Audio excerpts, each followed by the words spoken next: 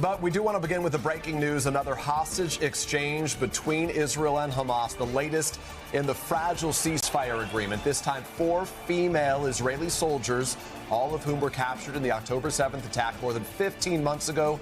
They are back in Israel. NBC's Daniele Hamamdjian is live in Tel Aviv this morning with the very latest. Danielle, good morning. Good morning, Peter. This is day 7 of the ceasefire, and you're right, 4 more hostages are now back in Israel. In the past few hours, we saw a large presence of Hamas fighters gathered at Gaza City.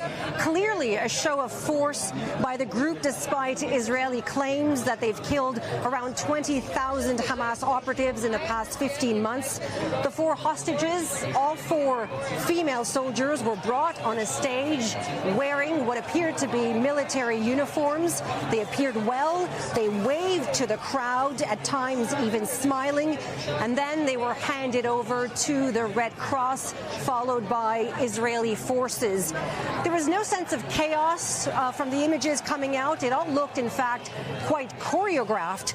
A surreal, emotional moment for the people gathered here at Hostage Square in Tel Aviv. The 4 women, Peter, are Daniele, Naama Levy, Karina Ariev, and Liri Elbag. And I have to say that NBC News was the only international media at the Elbag family home today. Our colleague Raf Sanchez was there. He says that they were watching nervously the screen, and the moment she came out of the car, they just burst into cheers. The mother later calling moments later from the Gaza border to say that she was finally free and back in Israel. All 4 were part of a surveillance unit at the Nahal Oz military base, and their job was to monitor the Gaza border. And some might remember this video from October 7th, showing, in fact, Naama Levy being pulled out of a Jeep. And in the months prior to October 7th, these women had reported to their superiors that they had noticed unusual activity at the border. They told their superiors that they saw Hamas training. Their family members later telling the media that those warnings were completely ignored.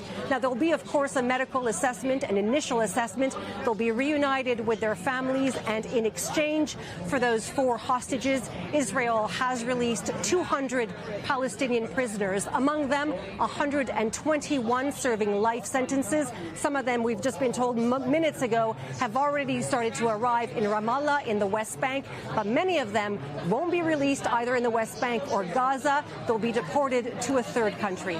Guys? Danielle, that breaking news happening within the last several hours. We appreciate that reporting there. And very quickly, any sense when the American hostages may be released? Yeah, we're told by 2 senior officials that the first American is going to be Keith Siegel, who's in his mid-60s. We're expecting to see him next Saturday around this time for the 3rd round of swaps for hostages for prisoners, Peter. Daniele Hamamdjian in Tel Aviv. Danielle, thank you so much. Hey, thanks for watching. Don't miss the Today Show every weekday at 11 a.m. Eastern, 8 Pacific on our streaming channel, Today All Day. To watch, head to today.com/allday or click the link right here.